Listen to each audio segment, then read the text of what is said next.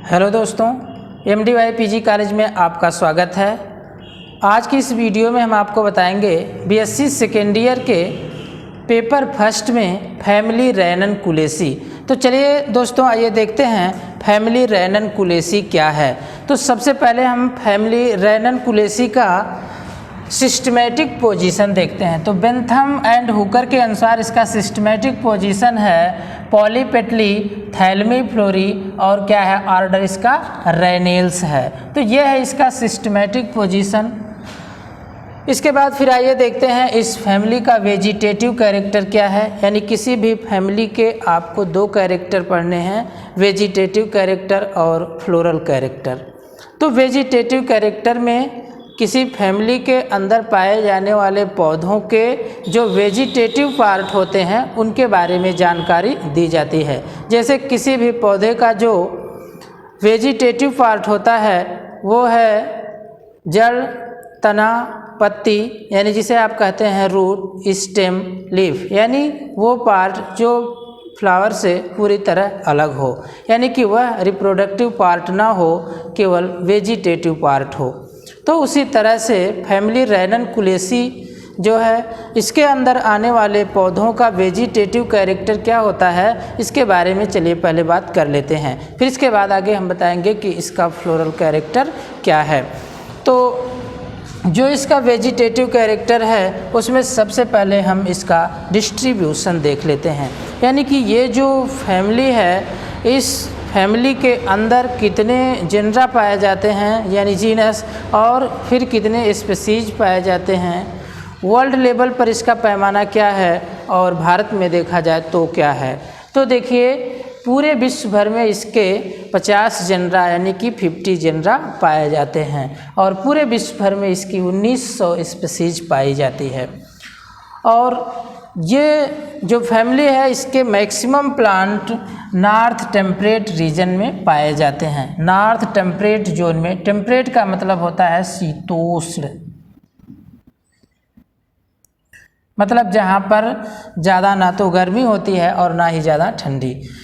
ये तो world level पर इसका पैमाना था। अब देखिए इंडिया में इसकी कितनी स्पीसीज पाई जाती है। तो भारत में इसकी 20 स्पीसीज नहीं, भारत में इसके 20 जेनरा पाए जाते हैं, यानी कि 20 जीनस पाए जाते हैं, और 154 स्पीसीज पाई जाती है। और भारत में यह माउंटेन रीजन पर पाए जाते हैं, यानी कि थोड़ा सा ठंडे प्रदेश में पाए जाते हैं। तो ये है इसका डिस्ट्रीब्यूशन, यानी कि फैमिली रेनन-कुलेसी के जो प्लांट होते हैं उनका डिस्ट्रीब्यूशन क्या है और वह किस रीजन में पाए जाते हैं। और फिर इसके बाद आइए हम देखते हैं फैमिली रेनन-कुलेसी के जो पौधे हैं उनकी हैबिट क्या होती है। तो देखिए, इसके जो पौधे होते हैं वो अधिकांशतः इरेक्ट होते हैं। इरेक्ट का मतलब कि सीधे खड़े होते हैं। जैसे आपने तमाम पौधे देखा है, जैसे आम का पौधा वो सीधा खड़ा होता है, तो इस तरह से इसके पौधे इरेक्ट का मतलब कि सीधा ऐसे खड़ा होता है। और फिर इसके बाद देखिए, इसमें कुछ पौधे ऐसे होते हैं जो क्लाइंबर होते हैं, क्लाइंबिंग करते हैं। क्लाइंबिंग का मतलब वो किसी दूसरे पौधे के सहारे वो ऐसे उसको घूमते हुए ऐसे चढ़ जाते हैं, किसी दूसरे पौधे पर क्लाइंबिंग करते हैं, चढ़ जाते हैं, तो इसको क्या कहते हैं, क्लाइंबिंग। यानी कि इस फैमिली के पौधे इरेक्ट भी होते हैं और क्लाइंबिंग भी करते हैं, यानी कि किसी दूसरे पौधे पर भी ऐसे लपेट कर चढ़ जाते हैं। इसके बाद फिर देखिए, ये पौधे जो होते हैं वो एनुअल होते हैं, यानी एक सीजन के होते हैं, या पेरिनियल या बहुवर्षीय भी हो सकते हैं। एनुअल का मतलब एक सीजन के, और पेरिनियल का मतलब बहुवर्षीय होते हैं। फिर इसके बाद देखिए, इसके जो पौधे होते हैं वो हर्ब होते हैं। हर्ब मीन्स क्या होता है, साकी, यानी कि साग, जैसे आपने पालक वगैरह देखा है, तो ऐसे भी इसके पौधे होते हैं हर्ब।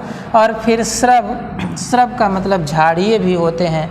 जैसे आपने मेहंदी का पौधा देखा होगा तो वह झाड़ी जैसा पौधा है। तो इस फैमिली के कुछ प्लांट हर्ब यानी साग जैसे होते हैं, और कुछ पौधे झाड़ी जैसे होते हैं, यानी साग का मतलब पालक जैसे, और श्रब का मतलब मेहंदी के पौधे जैसा। With acrid juice. Acrid juice का मतलब इसको अगर निचोड़ करके जूस निकाला जाए तो वो जूस ज़्यादा तीखा यानी कि कसैला होता है। इसके बाद फिर आइए देखते हैं इसकी रूट कैसी होती है। तो दोस्तों जो रेननकुलेसी फैमिली है इसके पौधों की जो रूट होती है वो टैप रूट होती है और ब्रांच्ड होती है। तो आपने निम्न कक्षाओं में पढ़ा होगा टैप रूट और एडवेंटिशियस रूट, यानी जिसे हिंदी में आप मूसला जड़ और जकड़ा जड़ कहते थे। तो टैप रूट जो है वो मूसला जड़ है। आपने इस तरह की दो जड़ें लोअर क्लास में आपने पढ़ा था। ये जैसे पौधा है तो इसकी रूट इस तरह से अगर है और इसमें से ऐसे शाखाएं निकली हुई है तो ये क्या है, टैप रूट है यानी कि मूसला जड़। और इस तरह से अगर कोई पौधा है और उसकी जड़ें इस तरह से ऐसे निकली होती हैं तो उसको एडवेंटिशियस रूट कहा जाता है। जबकि आपको इस फैमिली में क्या देखना है, टैप रूट यानी कि इसकी रूट इस तरह की होती है। और ब्रांच का मतलब इसकी रूट से तमाम शाखाएं निकली होती हैं, इसको कहते हैं ब्रांच्ड। अब आइए देखते हैं कि इस फैमिली का स्टेम कैसा होता है। तो दोस्तों इस फैमिली का जो स्टेम होता है वह हर्बेशियस होता है। हर्बेशियस का मतलब शाकीय होता है, मतलब झाड़ी या फिर बड़े पेड़ जैसे नहीं होता है। हर्बेशियस मतलब कोमल होता है। एरियल का मतलब ये इसके जो स्टेम होते हैं वो हवा में होते हैं, यानी कि मिट्टी के अंदर रन नहीं करते हैं, ये एरियल होते हैं। यूजुअली इरेक्ट का मतलब कि सामान्यतः जो है ये खड़े होते हैं, इरेक्ट। अब इसके बाद फिर देखिए इसकी लीफ कैसी होती है, यानी कि फैमिली रेननकुलेसी के अंदर जो पौधे होते हैं उनकी लीफ कैसी होती है। तो लीफ देखिए क्या है, रेडियल का मतलब जो है त्रिज्या की तरह से। जैसे मान लीजिए ये स्टेम है तो एक लीफ इधर निकल गई, फिर इधर निकल गई, फिर एक उधर, फिर ऊपर, ऐसे इसकी लीफ होती इस तरह से। तो इसको क्या कहते हैं, रेडियल।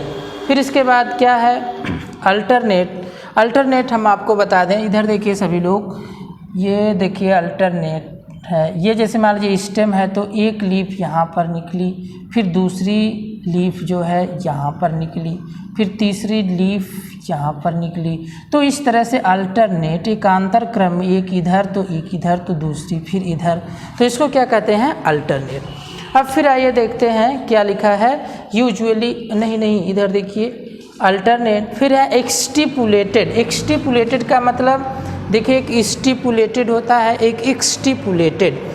तो देखिए लीफ का जो बेस होता है, इस बेस के नीचे एक स्ट्रक्चर पाई जाती है, आप देखे होंगे किसी पौधे में। तो अगर ये स्टिप्यूल प्रेजेंट है तो इसको स्टिपुलेटेड कहते हैं, और अगर ये अब्सेंट है तो इसको क्या कहते हैं, एक्सटिपुलेटेड, यानी कि इसमें स्टिप्यूल नहीं पाया जाता है। इसके बाद फिर देखिए इसकी जो लीफ होती है वो सिंपल होती है, यानी कि कंपाउंड लीफ नहीं होती है। सिंपल लीफ मैं आपको बता दूं, अगर ऐसे एक सीधी सी लीफ निकली है किसी स्टेम से तो यह सिंपल लीफ है। और अगर ये लीफ इस तरह से ना होकर के एक यहाँ से ऐसे निकली ब्रांच और इस पर तमाम ऐसे लीफ निकली हों, जैसे आप नीम की पत्ती देखे होंगे या इमली की पत्ती देखे होंगे, तो इस तरह से क्या होती है, कंपाउंड लीफ। लेकिन इस फैमिली के अंदर जो है सिंपल लीफ ही पाई जाती है। कभी कभी क्या होता है, कंपाउंड लीफ इस तरह की भी मिलती है। तो ये रहा वेजिटेटिव कैरेक्टर। अभी तक फ्लावर कैरेक्टर आपने नहीं देखा। अब देखिए क्या है फ्लोरल कैरेक्टर। तो फ्लोरल कैरेक्टर में सबसे पहले हम देखते हैं इसका इनफ्लोरेसेंस कैसा है, यानी कि जो इसके फ्लावर होते हैं इसकी क्या व्यवस्था होती है। क्या फ्लावर सिंगल होते हैं या कई फ्लावर एक साथ लगे होते हैं? क्या जो नीचे के फ्लावर होते हैं वो पुराने होते हैं कि ऊपर के फ्लावर पुराने होते हैं? ये सारी डिटेल आपको इनफ्लोरेसेंस के द्वारा दी जाती है। तो देखिए इसका इनफ्लोरेसेंस जो है यूजुअली साइमोज टाइप का होता है और सॉलिटरी भी होता है, यानी कि फ्लावर जो है सिंगल लगा होता है, इस तरह से सिंगल फ्लावर सॉलिटरी। और टर्मिनल का मतलब ये होता है कि जैसे कोई ब्रांच है निकली और यहाँ पर फ्लावर आ गया तो इसको क्या बोलेंगे, टर्मिनल। ये ब्रांच निकली ऊपर फ्लावर आ गया तो इसको क्या बोलेंगे, टर्मिनल। तो दोस्तों आपने देखा कि इसका इनफ्लोरेसेंस कैसा होता है। तो अब आइए हम देखते हैं कि इनफ्लोरेसेंस के बाद इस फैमिली के अंदर फ्लावर कैसा होता है। तो दोस्तों इसका जो फ्लावर होता है वो एक्टिनोमार्फिक होता है और बाईसेक्सुअल होता है। दोस्तों ये जो बाईसेक्सुअल फ्लावर होता है इसमें मेल और फीमेल एक ही फ्लावर में पाए जाते हैं, इसको कहते हैं बाईसेक्सुअल। और एक्टिनोमार्फिक का मतलब होता है त्रिज्या सममित, यानी कि ये देखिए इसका सिंबल बना हुआ है, इसको बोलते हैं एक्टिनोमार्फिक। एक्टिनोमार्फिक आपने समझ लिया।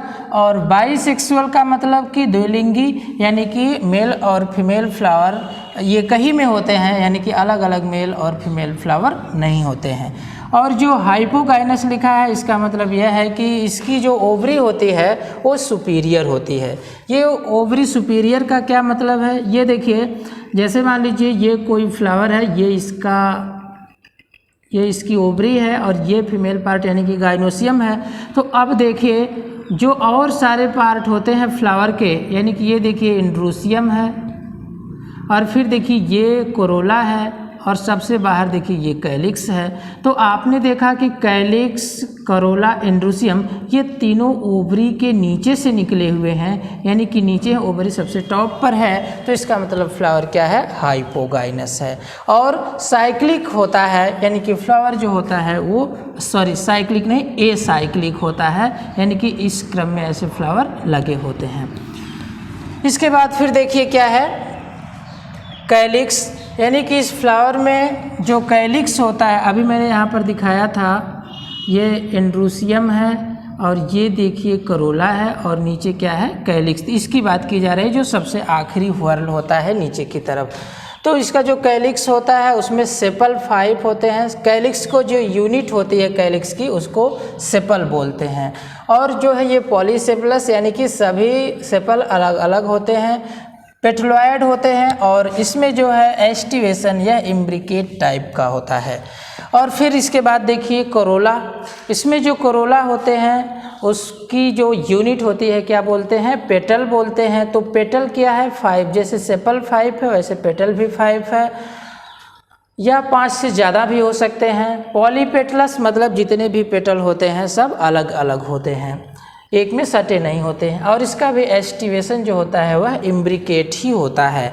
अब देखिए क्या है, इंड्रूसियम, यानी कि जो इस फ्लावर का मेल पार्ट होता है इंड्रूसियम, उसको क्या बोलते हैं, स्टैमिन। सभी को एक साथ इंड्रूसियम बोलते हैं और उसकी एक यूनिट को यानी एक को क्या बोलते हैं, स्टैमिन।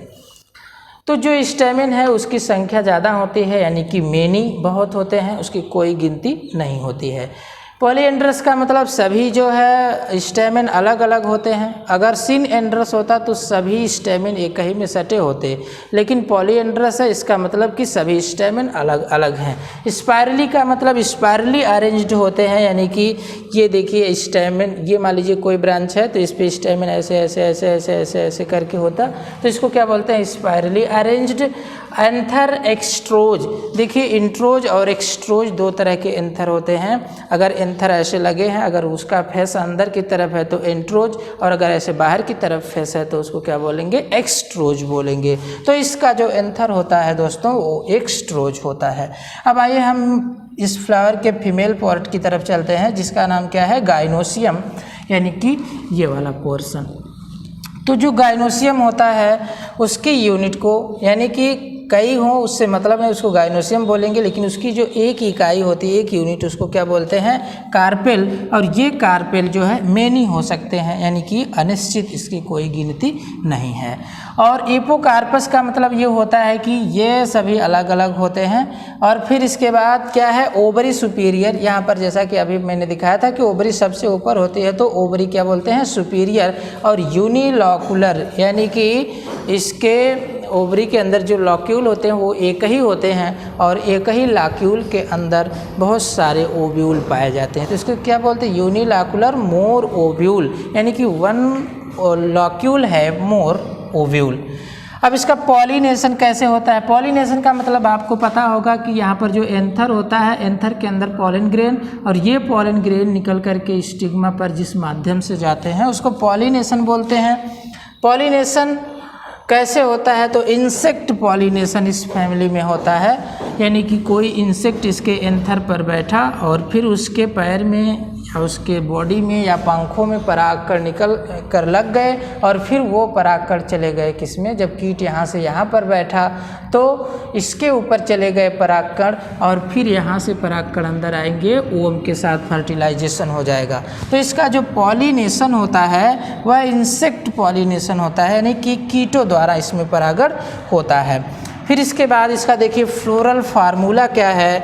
देखिए इसका मतलब होता है एक्टिनोमार्फिक, जो यहाँ पर आपने देखा था, बाइसेक्सुअल यहाँ पर भी लिखा है, और इसके जो कैलिक्स होते हैं वो 5 देखिए यहाँ पर लिखा है, और पॉली यहाँ पर देखिए कैलिक्स 5 लिखा है, और पॉलीसेप्लस मतलब कि सब अलग अलग होते हैं। अगर ये कहीं में सटे होते तो इस तरह का चिन्ह बनता, लेकिन ऐसा नहीं है, ये जो है पॉलीसेप्लस होते हैं। फिर इसके बाद देखिए करोला 5 यहाँ पर लिखा गया है, और ये भी पॉलीपेटलस होते हैं, तो यहाँ पर देखिए फ्री है, ऐसे ब्रैकेट में ये नहीं किया गया है। और इसके बाद फिर देखिए एंड्रोसियम, मैंने बताया था कि मेनी, तो मेनी का ये देखिए इसका मतलब अनंत होता है, और कहीं किसी किसी बुक में ऐसा भी निशान बना हुआ है। तो मेनी जो एंड्रोसियम होते हैं वो कई होते हैं, तो इसको यहाँ पर दिखाया गया है, और गाइनोसियम भी कई होते हैं। ओवरी सुपीरियर है तो नीचे से निशान लगाया गया है ऐसे, अगर ओवरी इन्फीरियर होती तो ऊपर से लगा दिया जाता। तो यहाँ पर ओवरी कैसी है, सुपीरियर। तो ये जो फ्लोरल फार्मूला है ये रैननकुलेसी फैमिली के अंदर एक प्लांट है, रैननकुलस इसके लिए है। तो दोस्तों मुझे लग रहा है कि आपको फैमिली रैननकुलेसी समझ में आया होगा। तो मिलते हैं फिर नेक्स्ट लेक्चर के साथ आपको एक नए वीडियो में, तब तक के लिए बहुत बहुत धन्यवाद। थैंक